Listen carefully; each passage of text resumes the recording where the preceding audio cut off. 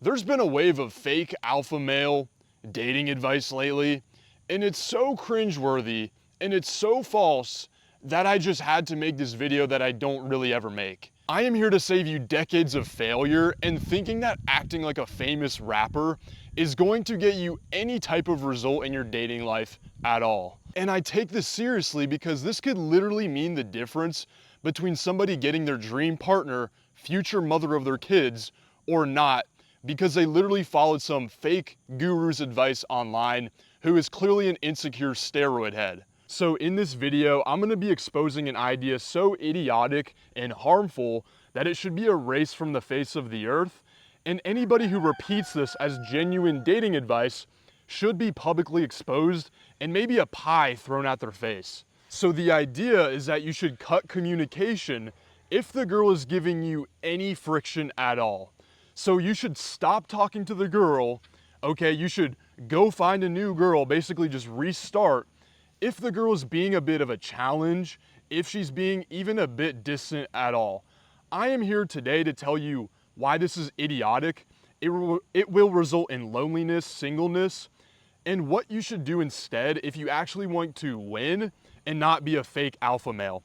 Okay, so it might feel very alpha in the moment to stop texting a girl who's maybe giving 1 or 2 word answers, or a girl who's been challenging you over and over, or a girl who sort of has her guard up in a conversation. Let's say you go up to a girl at a bar.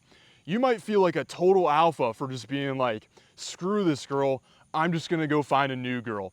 But let me tell you how immature of an idea this is, and how much of a lack of social skills that it actually shows. Okay, so number one, first thing you need to understand is that all women give friction. Literally all women give friction. They all throw up obstacles, okay, unless you are much, much more attractive than the girl you are actually pursuing. Okay, so unless you are like a 10 out of 10 and the girl is like a 6 out of 10, every single girl is going to put up friction without fail. Why? Because the only way that a girl is not going to want to give away her power by immediately falling into your frame over nothing is if your value is so significantly high that she's willing to forego her power in order to be with you just to have the chance. That is the only way it's happening. And guess what? If your value is so much more higher to where she's not giving you any friction, it means you're probably not going to be attracted to her at all in the first place. Okay, so this is just a complete fantasy. It's from guys who want to act like they're a famous rapper or they're a celebrity, when really they're just a fake alpha male injecting steroids into their butt cheeks. Now, why do all women give friction? Because I want to back this up with proof. You have to understand why this happens so you understand that it's not feminism. It's not the fact that she doesn't like you. Number one, they don't want to seem like a slut. Okay, there's a lot of social pressure around women not wanting to be seen as sluts around their friends.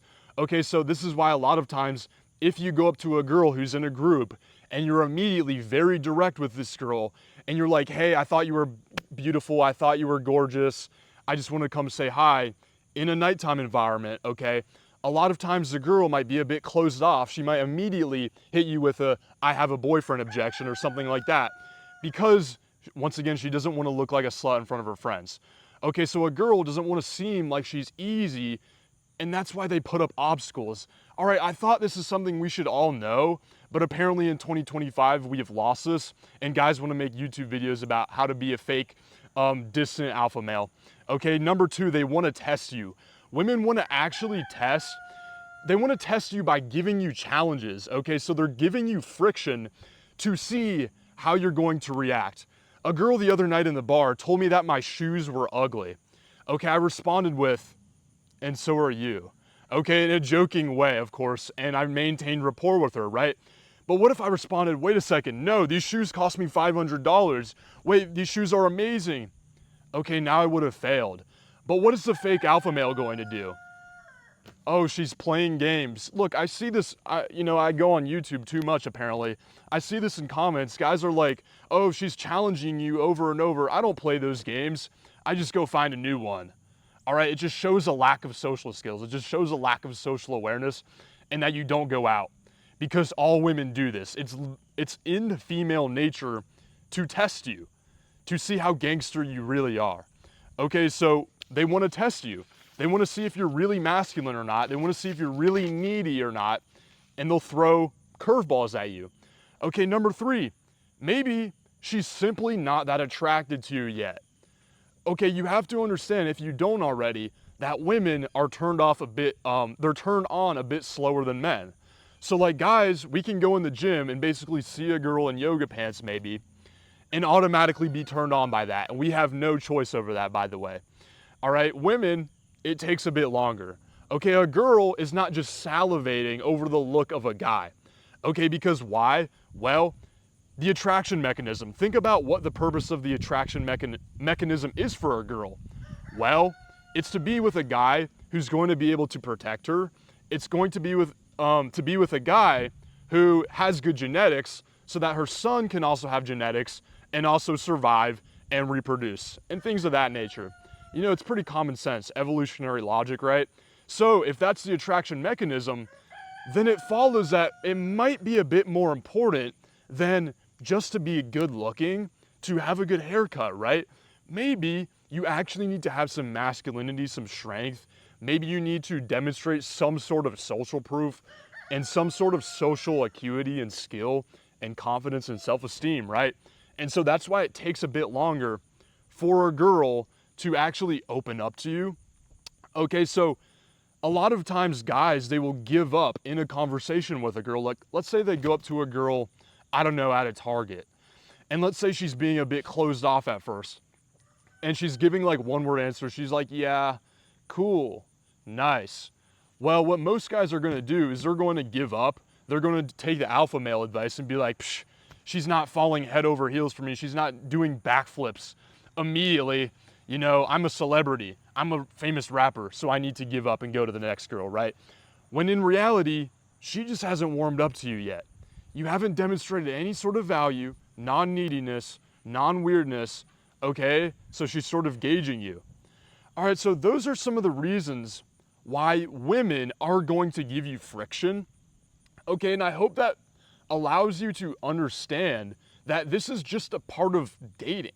This is just a part of how it works. All right, so the question is, what should you do? What should you do when a girl is putting up friction?